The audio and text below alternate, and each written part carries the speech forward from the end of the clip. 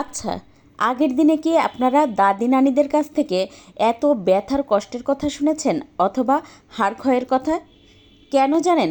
দাদি নানিরা তো আগে রোদে কাজ করতেন, তাছাড়া কিন্তু এই খাবারগুলো তৈরি করে খেতেন। আজকে আমি এখানে 1 কাপ পরিমাণ চাল নিয়েছি, সাথে সামান্য একটু পানি আর স্বাদমতো লবণ দিয়ে 10 মিনিট রেখে দিয়ে তারপর চুলায় একটা প্যানে চালগুলো দিয়ে চুলার আঁচ মিডিয়াম রেখে 2-3 মিনিট ভেজে নিয়েছি। এখন এর মধ্যে 4টা দেশি রসুন কুচি দিয়ে দেব। আর রসুনটা কিন্তু অবশ্যই দেওয়ার চেষ্টা করবেন, রসুনে কিন্তু ব্যথা সারাতে অনেক কাজে লাগে। তো তারপরে দেখতে পাচ্ছেন দিয়ে দেব 1 কাপ পরিমাণ বাদাম। এবার বাদামটা দিয়ে আরও 4-5 মিনিট বেশ ভালোভাবে ভেজে নেব। আর পুরো সময়টাই চুলার আঁচ মিডিয়াম রেখে কিন্তু আমি এই কাজটা করেছিলাম।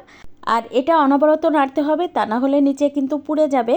আর দেখতেই পাচ্ছেন আমি বেশ ভালোভাবে এটা নেড়ে মিশিয়ে নিয়ে এখন এর মধ্যে দিয়ে দেবো 2টা কাঁচামরিচ। এটা আপনার ভালো লাগলে দেবেন, না লাগলে দেওয়ার দরকার নাই। যদি কেউ ঝাল পছন্দ করেন তাহলে এটা কিন্তু দিয়ে দিতে পারেন। দিয়ে আরও 2-1 মিনিট ভেজে নেব। এই খাবারগুলোর কিন্তু খুব বেশি দাম না, চাল বাদাম এগুলো তো আমাদের ঘরে থাকেই, রসুন প্রত্যেকটা খাবার কিন্তু আমাদের ঘরে থাকে। তো আমরা চাইলে কিন্তু এটা সহজে তৈরি করে একটা এয়ারটাইট বক্সে রেখে দিয়ে মাঝে মধ্যেই এটা খেতে পারি। তো এই তো এর মধ্যে কিন্তু দিয়ে দিলাম 1 কাপ পরিমাণ সাদা তিল। আর সাদা তিল দিয়ে আরও 4-5 মিনিট ভেজে নিয়েছি। আর এরকম রং যখন হয়েছিল তখন তো নামিয়ে নিয়েছি, একেবারে মুচমোচা করে ভেজে নিয়েছি।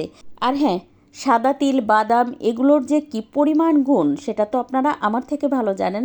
বিশেষ করে সাদা তিল তো হাড় ক্ষয়ের জন্য খুবই উপকারী